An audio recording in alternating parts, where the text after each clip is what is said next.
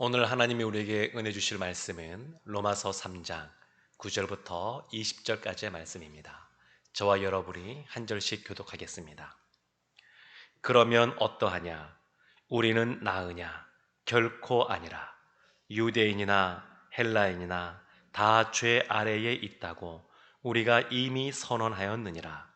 기록된 바 의인은 없나니 하나도 없으며 깨닫는 자도 없고 하나님을 찾는 자도 없고 다 치우쳐 함께 무익하게 되고 선을 행하는 자는 없나니 하나도 없도다. 그들의 목구멍은 열린 무덤이요 그 혀로는 속임을 일삼으며 그 입술에는 독사의 독이 있고 그 입에는 저주와 악독이 가득하고 그 발은 피 흘리는데 빠른지라 파멸과 고생이 그 길에 있어 평강의 길을 알지 못하였고 그들의 눈앞에 하나님을 두려워함이 없느니라 함과 같으니라. 우리가 알거니와 무릇 율법이 말하는 바는 율법 아래에 있는 자들에게 말하는 것이니 이는 모든 입을 막고 온 세상으로 하나님의 심판 아래에 있게 하려 함이라. 그러므로 율법의 행위로 그의 앞에 의롭다 하심을 얻을 육체가 없나니 율법으로는 죄를 깨달음이니라. 아멘. 우리가 복음을 전하다 보게 되면 사형리라고 하는 그러한 내용을 가지고 전할 때가 많이 있습니다.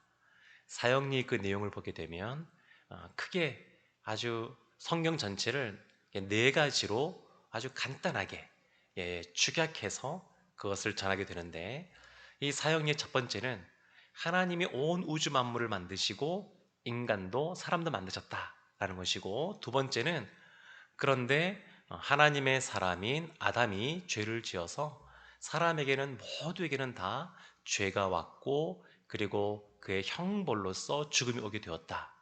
그리고 세 번째는 그래서 예수 그리스도가 이 땅 가운데 오셨다. 네, 이렇게 이제 진행이 됩니다. 그런데 이것은 아주 간단하게 되어 있지만 이걸 조금 더 크게 보게 되면 신학교 가게 되면 신학을 배우는데 첫 번째가 조직 신학이라는 걸 배웁니다. 좀 말이 좀 어렵긴 합니다만 조직 신학, 쉽게 말하면 교회에서 갖고 있는 교리입니다. 교리. 그 교리를 신학적인 용어로 조직 신학이다 이렇게 말하는데, 거기에서 제일 먼저 배우는 것이 뭐냐면 우리가 믿는 하나님, 그분이 누구신가? 신론이라 그러는데 하나님에 대해서 배우고, 그 다음에 예수님에 대해서 배울 것 같은데 기독론이라고, 그걸 배우지 않고 사람에 대해서 먼저 배웁니다. 하나님을 믿는 우리는 누구인가? 사형리에 두 번째 나와 있는 것처럼 우리는 어떤 존재인가요? 아담의 죄 지은 이후에 우리는 다 죄인이라고 하는 것, 그것을 두 번째로 배우게 됩니다. 세 번째가 그래서 이제 예수 그리스도의 그런 기독론에 대한 내용들을 배우게 됩니다. 근데 오늘 말씀에도 보게 되면 이 로마서 말씀이 우리 인간론에 해당되는 우리가 어떤 존재냐, 거기에 대한 내용으로 가득 차 있습니다. 기억을 더듬어 보게 되면 로마서 1장 1절부터 17절까지는 로마서 전체의 주제나 서론에 대한 내용이었고, 1장 18절 그 내용이 무엇이었냐면 하나님의 진노가 불의로 진리를 막는 사람들의 모든 경건하지 않음과 불의에 대하여 하늘로부터 나타나나니 라고 하는 이 1장 18절부터 오늘 읽은 본문의 마지막인 3장 20절까지가 크게 보면 한 단락입니다. 1장 18절부터 이 3장 20절까지가 크게 보면 한 단락이고, 그리고 이것은 왜 이것이 존재하냐면 내일부터 보게 될 3장 21절부터 나오게 될 내용을 위해서 서로 이 전제로 깔아놓은 겁니다. 그래서 이 큰 단락인 1장 18절부터 오늘 말씀 끝에까지 내용은 뭐냐면 우리가 죄인이라는 겁니다. 죄인. 죄인이라는 것을 깊이 깨달아야 그 다음에 이신칭이라고 하는 믿음으로서 의롭게 된다고 하는 것이 얼마나 은혜로운 말씀인지를 알게 되는데, 오늘 말씀은 그 결정판이라고 할 수 있습니다. 우리가 얼마나 죄인인지에 대한 그 내용들이 가득 차 있습니다. 어거스틴이라고 하는 그 아직 4세기 때 아주 유명한 신학자가 있는데 그 어거스틴이 우리가 하나님의 형상으로 지음받지 않았습니까? 그래서 하나님의 형상인 우리 인간, 사람에 대해서 네 단계로 구분해 놓은 것이 있습니다. 약간 어려운 말들이 나오긴 합니다만 한번 들어보시면 되는데 사실 어렵진 않습니다. 첫 번째는 뭐라고 했냐면 본래적 형상이라고 말했습니다. 하나님의 형상 말할 때 첫 번째가 본래적 형상. 이렇게 말할까 어렵지만 사실은 어렵지 않습니다. 왜냐하면 하나님의 에덴 동산을 만드시고 거기에 아담과 하와를 하나님의 형상과 모양대로 만들어 놓지 않았습니까? 근데 처음에 만들어 놓았을 때는 아담이 죄를 짓는 존재가 아니었고 그렇지만 죄를 지을 수도 있는 가능성이 있는 사람이었습니다. 죄를 지을 가능성이 있고 또 동시에 죄를 짓지 않을 가능성도 있는 선악을 알게는 나무의 실과를 따먹을 수도 있고 따먹지 않을 수도 있는 그러한 존재, 본래적 형상. 두 번째 단계는 뭐냐면 변질된 형상인데요. 아담이 선악을 알게 나무의 열매를 따먹었습니다. 이것이 죄가 되었죠. 그래서 모든 인류는 죄를 지을 수밖에 없는 존재가 되었습니다. 이때부터 처음 에덴 동산이 만들어지고 거기에 거주하던 아담과 하와는 죄를 지을 수도 있고 안 지을 수도 있는 그러한 상태였는데 아담이 이 선악을 알게 나무의 열을 따먹은 이후로 사람은 다 죄인이 되어서 죄를 안 지을 수가 없습니다. 안 지을 수가.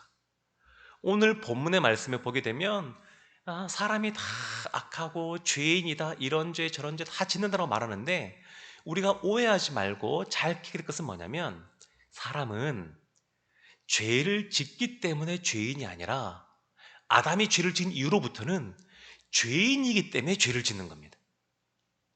다시 한번 말씀드릴까요?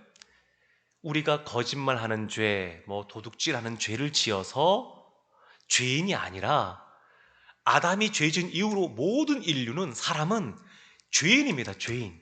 죄인이기 때문에 죄를 지을 수밖에 없습니다. 그 뜻입니다. 사도 바울이 강조하는 내용이 그런 뜻입니다. 우리는 다 죄인입니다. 죄인. 누구도 벗어나지 못합니다. 그래서 죄를 지을 수밖에 없는 존재가 우리라는 거죠. 사람이라는 거죠. 근데 세 번째 단계가 있습니다. 하나님의 형상. 그것은 뭐냐면 새롭게 된 형상입니다. 새롭게 된 형상. 이것은 예수님을 나의 구주로 받아들인 사람들. 사도 바울식 표현한다 그러면 예수님을 믿고 원래는 죄인이었지만 의인이라고 칭함받은 사람들. 새롭게 되었거든요. 우리입니다. 우리. 지금 이 새벽 예배에 나온 우리입니다. 그리고 영상을 통해서 또 말씀을 들으시는 우리입니다. 우리는 예수님을 믿은 사람들이고 예수님 안에서 새로운 피조물이 되었습니다. 우리는 어떤 존재냐? 새롭게 되었는데 우리 안에 계신 성령으로 말미암아 죄를 짓지 않을 수 있는 사람이 되었습니다. 예수님 믿기 전에는 모든 사람은 다 죄인이기 때문에 죄인이어서 죄를 짓습니다. 그런데 우리는 예수님을 믿었기 때문에 그리고 의롭다고 칭함받았기 때문에 죄를 짓지 않을 수 있는 성령의 능력이 우리 가운데 있는 사람입니다. 우리는 그런 존재입니다. 네 번째가 있습니다. 그것은 뭐냐면 온전케 된 형상입니다. 온전케 된 형상.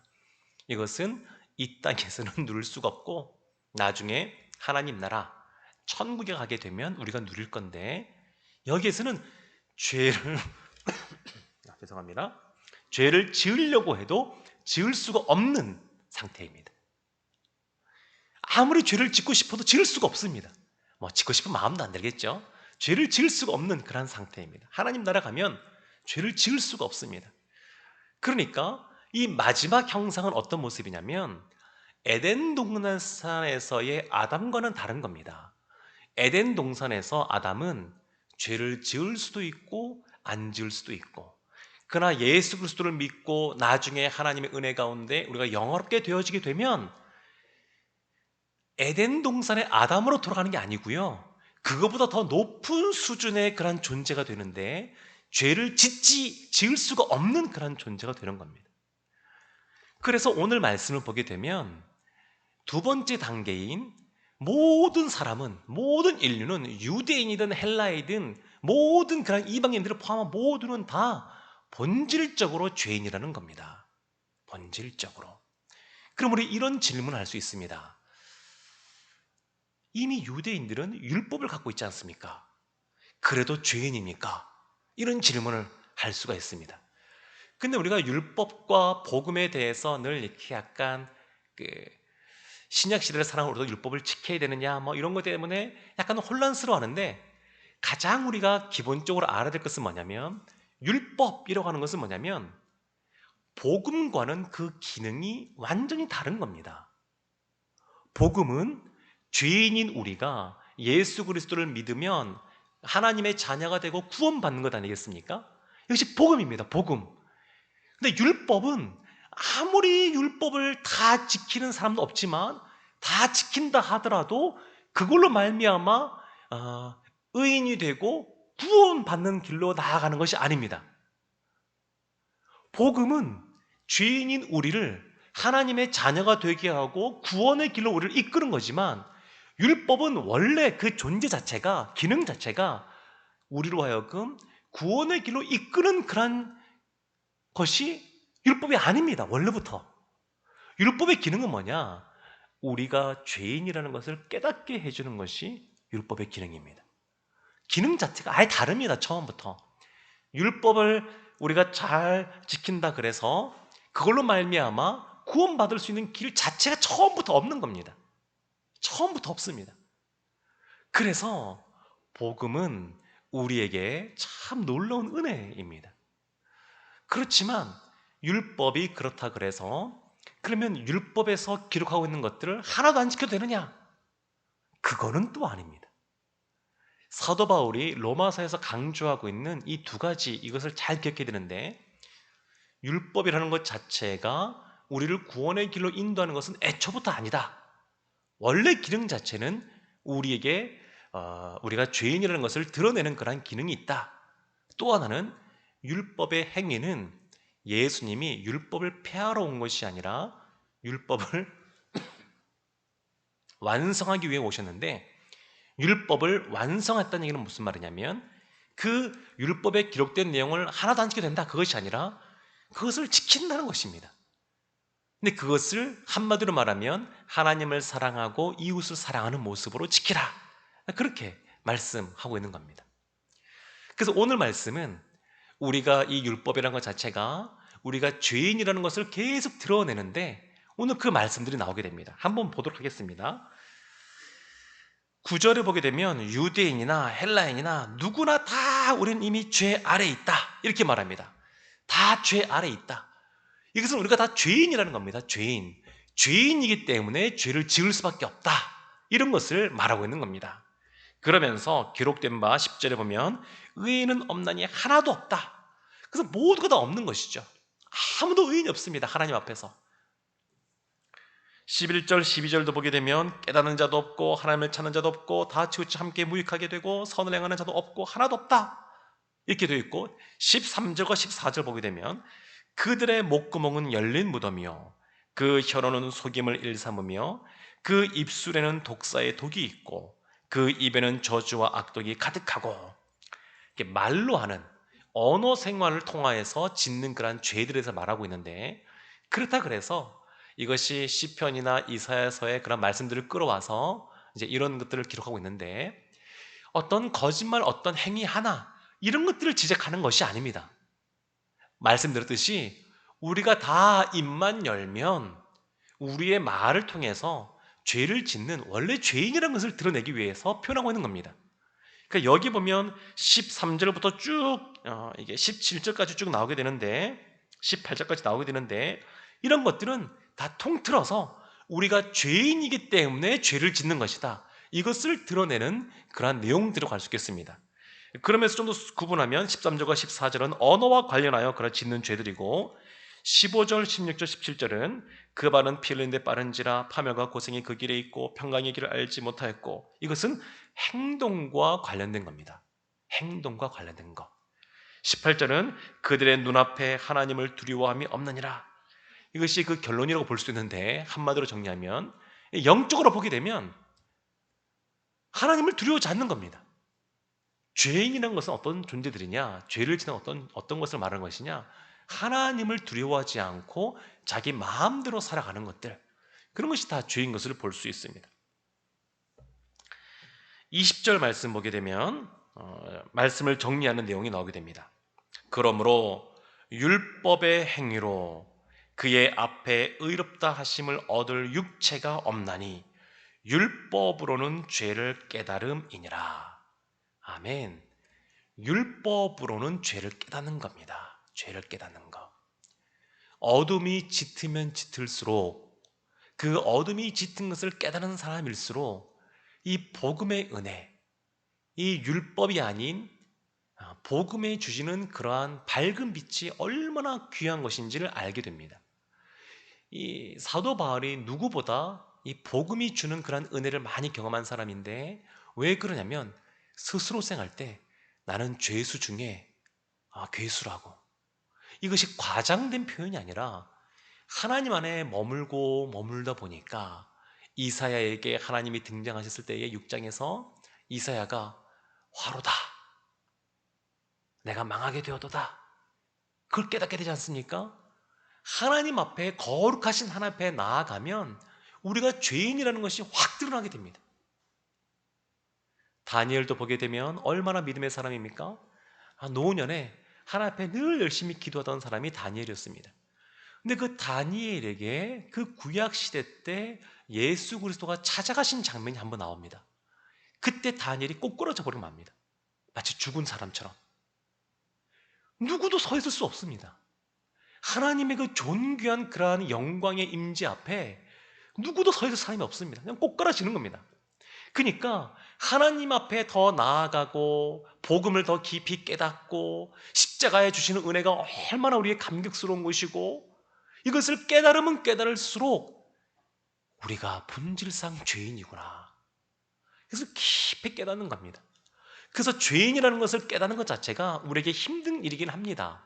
누가 좋아하겠습니까? 넌 죄인이야, 너에게 아무 선한 것도 없어, 능력이 없어, 부패하였어, 이런 것들을 누가 좋아하겠습니까? 그러나 그것을 깨달아야 우리를 구원하신 예수 그리스도의 은혜와 십자가의 능력이 드러나는 것입니다.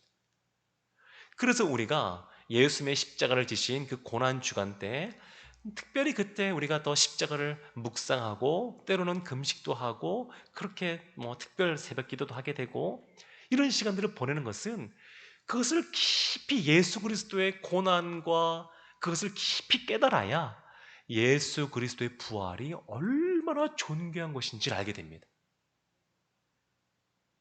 우리가 얼마나 스스로 생각해도 소망이 없고 자신할 수 없는 존재인지 알아야 온전히 하나님만을 의지하게 됩니다. 100% 하나님을 믿기 위해서는 내 안에 자기 자신을 의지하는 것이 아무것도 없어야 하는 것처럼 내가 깊이 죄인인 걸 깨달아야 하나님의 은혜가 얼마나 큰지를 알게 되고, 그리고 더욱더 하나님 나라에 가는 그날까지 하나님의 그러한 은혜를 더 사모하게 되고 그리스도의 장성한 분량이 이르기까지 성장할 것을 사모하게 되고, 더 나아가 지금은 성령이 충만한 가운데 죄를 짓지 않을 수도 있는 존재가 되었는데 더 나아가 죄를 지을 수가 없는 그 영광스러운 자리, 그것을 바라보며 나가게 되게 됩니다. 사랑하는 성도 여러분, 오늘 말씀이 우리에게 부담스럽게 다가오긴 합니다. 그러나 이것조차도 하나님의 은혜를 설명하기 위해서 사도 바울이 기록해 놓은 내용입니다. 오늘도 살아가실 때 혹 우리 가운데 죄가 있는지 돌이켜보시고, 있다 그러면 회개하시면 되고, 회개했으면 더 이상 정직한 가운데 빠져 있을 필요가 없고, 그리고 하나님이 이곳으로 말미암아 나를 얼마나 더 사랑하시고 또 나에게 큰 은혜를 베풀어 주시는지 그것을 깊이 경험하는 오늘 하루 되기를 주님의 이름으로 축원합니다. 기도하겠습니다.